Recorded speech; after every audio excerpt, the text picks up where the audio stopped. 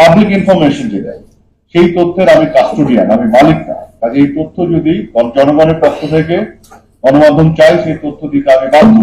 সরকারিভাবে একটা চ্যালেঞ্জ আছে, যেটা আমার স্বীকার করতে কোনো দ্বিধা নাই, যে ইনফরমেশন চাইলেই প্রত্যেকটি স্তরে সরকারি কর্মকর্তারা একটু ডিফেন্সিভ হয়ে যায়, মনে হয় ইনফরমেশন চাইলে এটা মানে কেন যাচ্ছে, এইরকম একটা টেন্ডেন্সি আছে।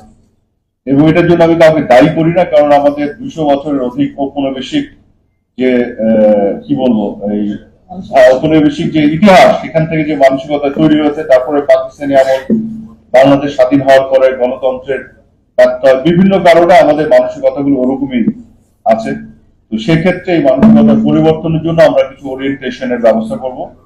সরকারি কর্মকর্তাদের বিভিন্ন পর্যায়ে, মানে মন্ত্রী থেকে শুরু করে আমি সহ বিভিন্ন স্তরের যে তথ্য পাবলিক ইনফরমেশন যেটা,